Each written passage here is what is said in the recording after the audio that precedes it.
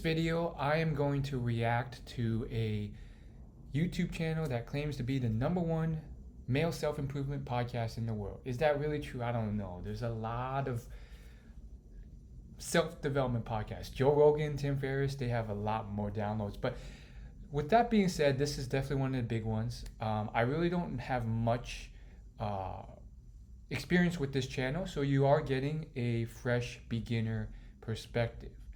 And I'm going to choose this Andrew Tate video just because Andrew's been popping off.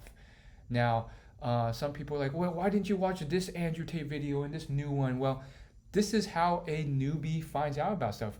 Last time I looked it up, I had a hard time finding any content on Andrew Tate in terms of compilations. They'd wiped it off the web. So that was truly a 30-minute reaction of my first impressions and my first experiences as a newbie discovering him. If you really have to go down a 5-hour rabbit hole to find stuff about him, then it's different. So, I think lately they've been opening it up, making it easier to find him on social media since they haven't been banning his content as much. Um, However, it's still not the easiest to find is like content. He doesn't have a channel. So, that's how it is. And let's just go ahead and react to this one. Let's go ahead and do this. Which one should I do? Strong, independent woman turn feeble after men breaks in. Girls never admit they like these traits. Let's go with this one.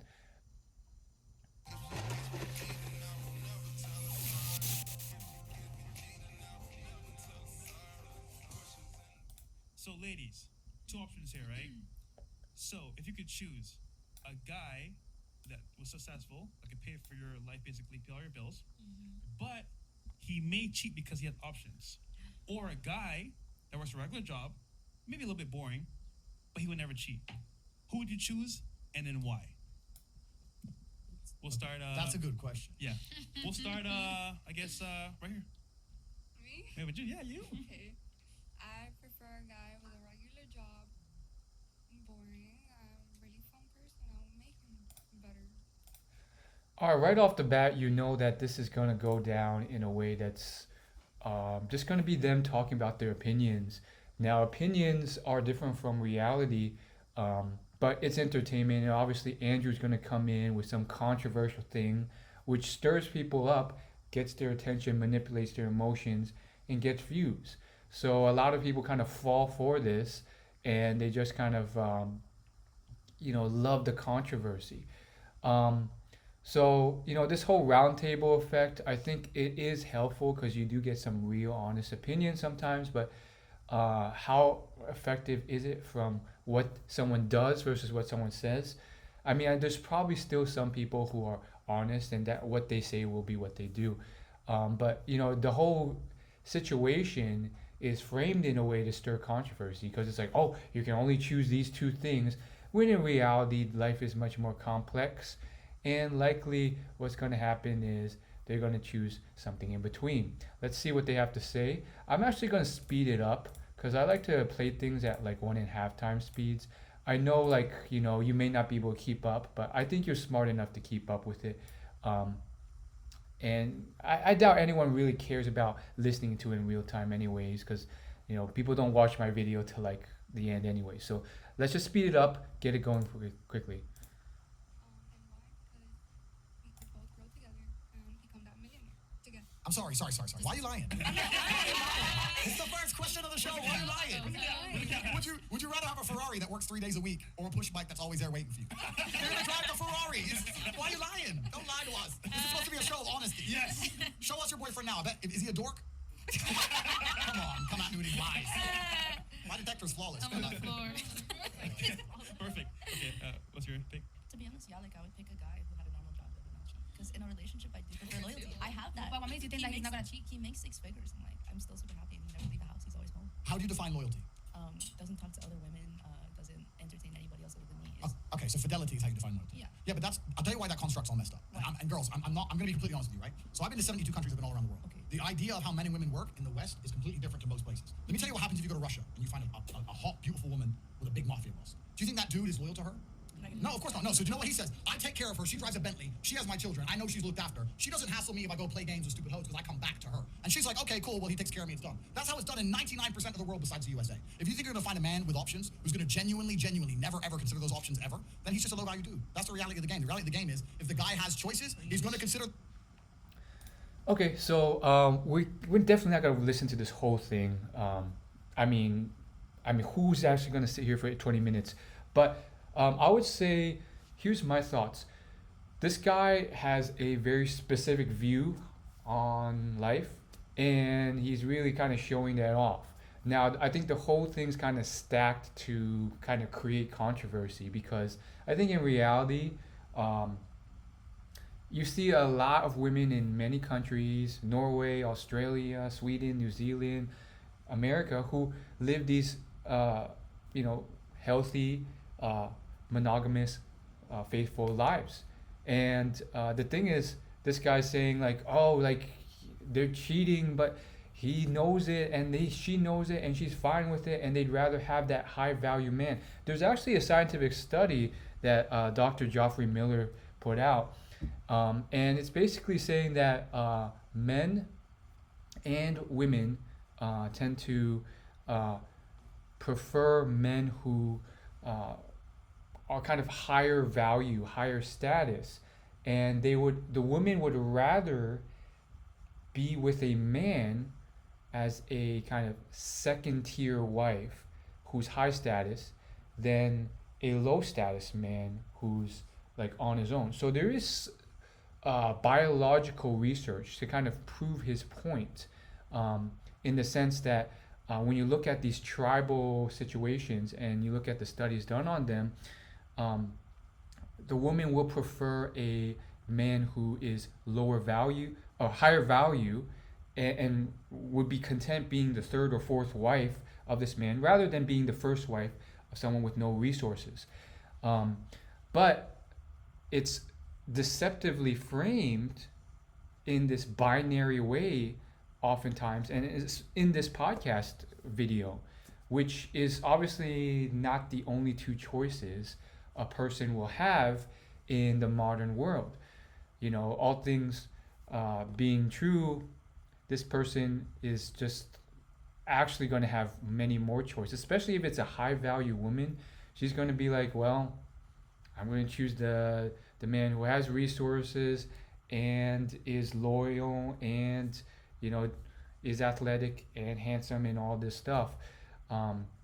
And so obviously there's a lot of complexities depending on the different market values people are willing to kind of settle and so forth.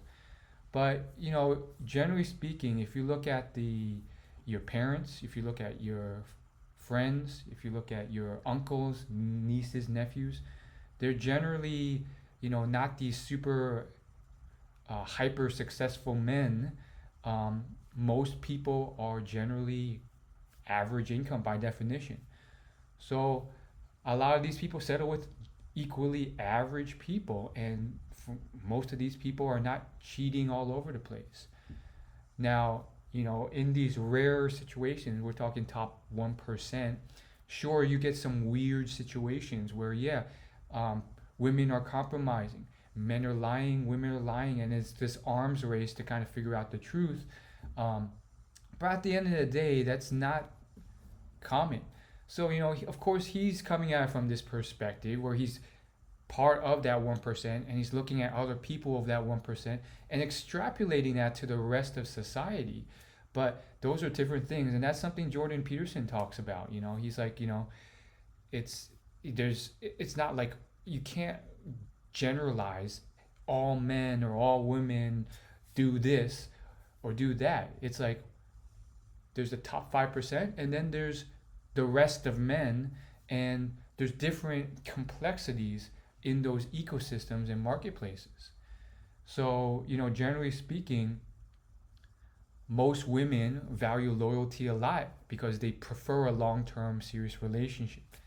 Therefore, they're going to look for that trait, and they're probably going to find some compromise of like, had that trait first, and then all the other factors, at higher status. They would probably prefer the guy who's medium status to the guy who's, you know, high status and a philanderer. So that's how it is, and let's see what he has to say.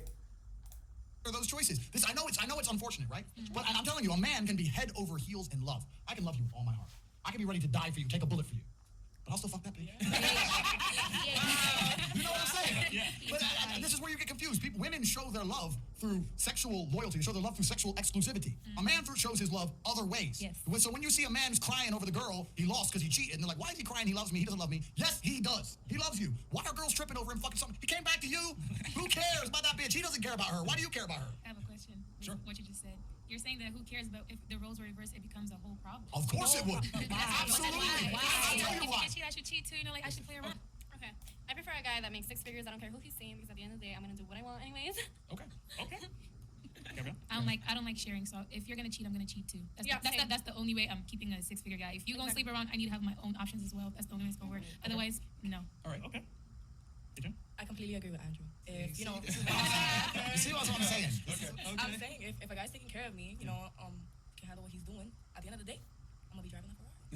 I'm gonna be getting money. I'm gonna be going, buying good. You feel? You also got to keep in mind, Andrew's very charismatic and, I don't know what the word is, influential, persuasive. So he maintains this really strong frame, and then he can influence the people around him to believe what he believes, at least in that moment. So, you know, when it's packaged in a certain way, they're going to be, oh yeah, you're right. But that's also a potential fallacy, because it's not a matter of, in that moment, everyone's agreeing with you. It's about how is the world actually behaving. Now, I think, and there may be some truth to his statements, as I mentioned with the scientific studies. But once again, you have to factor in all the different scenarios, how complex this world is. And I'm not saying, you know, it's excessively complex, but there are a lot of situations, and he's coming at it from this angle of, I'm a hyper successful man. I'm looking at other hyper successful men across the world. This is the behavior I see. This is the behavior that he clearly wants. And so with all of that in mind, he has this kind of perspective on how men are or always will be. That said, you know, having lived in various, you know, more lower key situations and seeing the average everyday American and hundreds of healthy relationships in the Midwest and the East Coast and so forth, to kind of imply that all women were just going to cheat and so forth, or prefer the man who's higher status, it doesn't really play through in the long run. I bet you these women are all like under 25, and they're in this young, influential, easily influenced phase. But I bet you by the time they're 35 or 40, they'll move out of that. They'll move out of Miami, which I think is where this is filmed, and then they'll move back into this place. By the way, I do think that what they've done here, and in terms of this like podcast setup, has a reason for why it's done so well. It's a unique setup with all these women giving their opinion, and then, you know, a lot of this entertainment and stuff like that. Now, as far as actually helping men, I think that's where it gets debatable, because it's just a lot of, you know, this douchebag comes in, or this bunch of girls in like a very young, you know, hookup-y stage of life gives their opinions, and you can get a very narrow perspective of how life is just based off this specific demographics opinion on how the world works. So let's continue, see what he has to say. All right, I'm gonna be happy. I already know who you're going home with. I agree too, because I feel like I don't know, like I want someone to be faithful, but like, I want to be taken care of as well. So I'll go with that too. Okay. 6 figures for me. Okay, 6 figures. All right, Ms. Vietnam. Yes, I agree 100%. I prefer a man who makes 7 figures. Okay. But I don't really consider it cheating if he's successful in exercising his options. Men can fuck other people and still be in love with you, but women can't. She nailed it. Before we go to the couch, sorry, she nailed it. It's not, the word cheating is the wrong word. It's not cheating. Because it's cheating if you're like, I really like this other girl. If you catch your man and he's completely in love with some other girl, then yeah, that's cheating. If he has a second relationship, yeah, that's cheating. If he comes home and he smells a pussy and he's like, who was that girl? And he's like, I don't even fucking know. Sorry. So this was actually covered in Dr. David Buss's book, The Evolution of Desire. But they did some studies and they found that men and women are kind of wired differently to value different things after someone's cheated. So the man will usually ask, did you do it? Did you screw her? Whereas the women will ask, did you love her? So that dates back to their biological wiring, because women are looking long term for that caretaker, and therefore the emotional investment in relationship matters more, not the physical interaction. Now, of course, Andrew here is kind of playing off of that because I think he intuitively understands it, and he's really hammering that point home, which is just going to make these impressionable women, believe his perspective more. Now, once again, I think just the frame of this question is framed in a very dangerous way, because it's like either or. You could have only one of these two, and then you get these answers from these women, and then the men watching this are going to be like, oh, so therefore I should cheat. Or it's almost kind of implicitly suggesting to men that, oh yeah, you should go around and cheat and do all this stuff as long as you can make money, you're good. Which is kind of maybe unintentionally suggesting unethical behavior. So in terms of self-improvement or raising the consciousness of men, I'm not about that at all. I think it's the whole thing's set up in the wrong way. But I think these people are just trying to entertain and have fun, and they're not fully really sure of the consequences of this topic. That being said, like I mentioned, the real world is more. There's more than just that binary choice. So I bet you that a lot of these young women on the show, they're probably going to kind of entertain this idea for the extent of this episode with Andrew's influence there. Maybe for even a few years when they're still young. But I bet you, and you've probably heard this too, you've probably encountered how much, I bet you, leave a comment, have you encountered a situation when you talk to women, they're like, yeah, I entertained these like F-boys for a couple years, but then when I got a little older, I was like, I actually want a boyfriend and eventually a husband.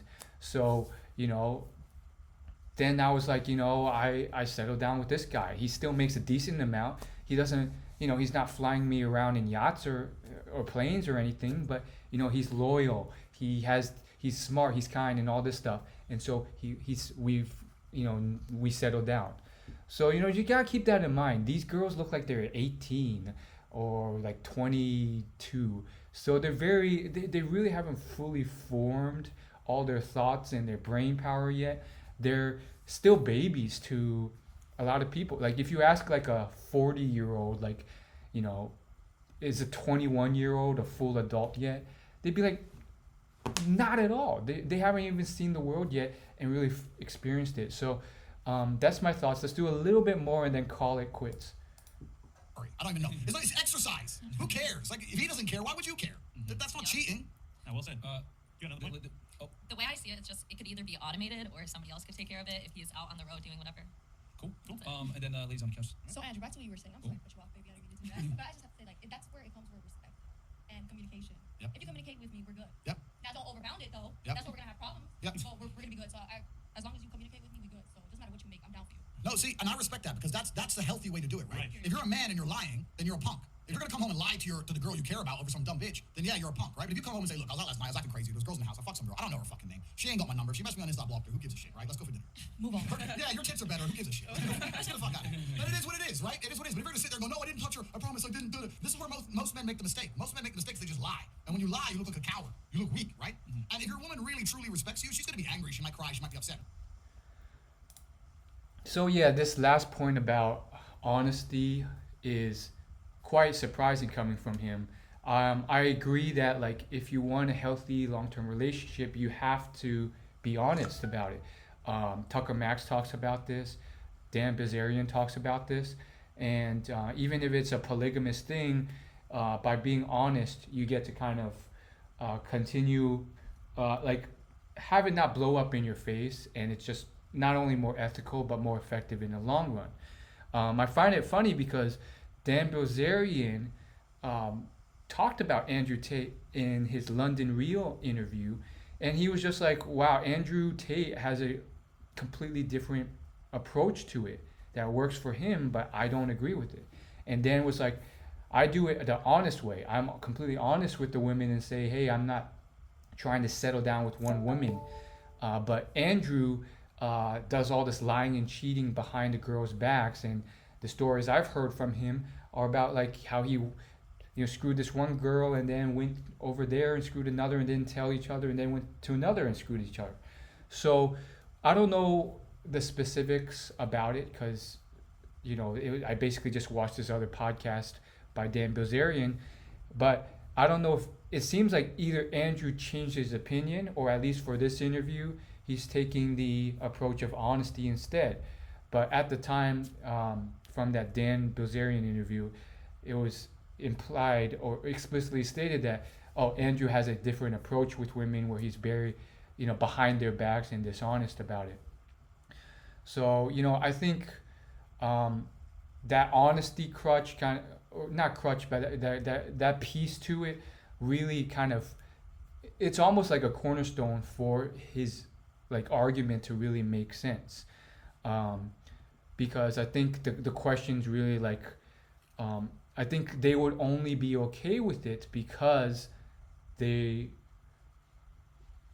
know up front that there's other people, other things happening behind the scenes with other women. If it wasn't for that, it would be a breach of trust and breach of integrity, which would cause all sorts of other issues. So that's about it for this episode. Let me do a little bit more, see what he has to say. If she truly respects you as a man and you truly look after her, she ain't fucking leaving. Why would she leave the big boss who looks after her over some fucking stupid shit that happens a couple times a fucking year? Who gives a fuck? The big boss, man. The big boss. It ain't happening. Okay, and then Slim. Okay, so yeah, I agree, and I agree with what you're saying, but times have changed. Women are the big boss now. So Exactly. you Put her said on the table. so you're saying that you're Period. taking care of her. I have my own money. I take care of myself. So if you're cheating, then I can cheat too. Just have that same energy. Okay. Exactly. Okay, Have that same energy. no, and I understand what you're saying, but when I say taking care, I'm not just talking purely financial, right? A man has a bigger role than purely financial. I'm talking about taking care of you in every And there single are way. also sex toys. Who's How else can you help me? Other Because financially. someone breaks in the house, you don't wave your dildo around. They can help you. Someone breaks in the house. House. Done. There are contractors to come out and fix. I can. Like the plumber. Yeah. My point is, I truly believe men and women are designed to be together. I believe that I men, agree. I believe that men and women are happier together. They are, but if they can keep each other happy and stay faithful to each other, that's where the unhappiness comes from. Is when the other one steps out on the other, and then that loyalty and that promise that you guys have together is broken. If I sleep with another woman, I am still faithful to you. No, you're not. Yes, I No, you're am. not. Yes, I am. So good on this one girl for actually speaking her mind and having a different opinion. I think that's one of the benefits of just large numbers, having so many different opinions on a podcast. Because, a lot of young women, impressionable women, can crumble to Andrew's frame here just because of his influence, regardless of the logic behind it. And what I mean by that is I don't agree with Andrew's logic completely. So good on her for standing up with it. Now, what do I agree with this woman's logic completely either? No. But I see her points as well. I think what's essentially happening here is most women evolutionarily have the same drive, and they generally want someone who's long-term, faithful, monogamous, because that's the best chance for, biologically, for her to carry her offspring for 9 months and longer, and for it to survive. So they're playing between two general factors here: resources and faithlessness. And whereas men, they're able to spread their seed without bearing 9 months of birth. So especially hyper successful men, they're oftentimes incentivized to become more and more psychopathic in behavior, in a way where they just cheating on women, spreading their seed, not being faithful, if they have the resources to kind of back that up. So what she's implying to actually is another study from the book, The Evolution of Desire. There's a bunch of studies on this actually, and what they found is that women in certain countries like Norway, where thanks to government subsidies and other resource providing services out there, and just the career opportunities, they are, as she calls it, the bosses now. And what I mean by that is they are no longer as dependent on men for resources because of their own earning potential, which means that as aggregate and as individuals, there are certain women who have these resources, so they're able to demand a bit more. Certain girl-guy ratio disparities in cities, you also see this trend. So, take San Francisco versus New York. And you'll notice how, like, in certain areas, the men are more philandering and faithless, or just, having their way, versus other cities where the women have more of a stranglehold or opportunity. And that comes down to, a lot of factors, but one big one is the general access to resources, not just financial resources, but also amount of men and options, mate opportunities they have. As they call it, a 5 out of 10 in New York may all of a sudden become a 7 or 8 out of 10 in San Francisco because, she has all these other guys and less women to compete with. And so what she's doing here, whether consciously or unconsciously she's aware of it, is, she has that ability and resources where she is able to enforce and demand more. Now, a lot of these other women, whether they admit it or not, they're probably feeling the same urge, but they're crumbling a bit to Andrew's frame here, and they may not have that financial stability or level of choices yet to choose, or at least in this hypothetical. So they're kind of going with, in that extreme of those two options, which one they would choose better. So that's it. Thanks for watching.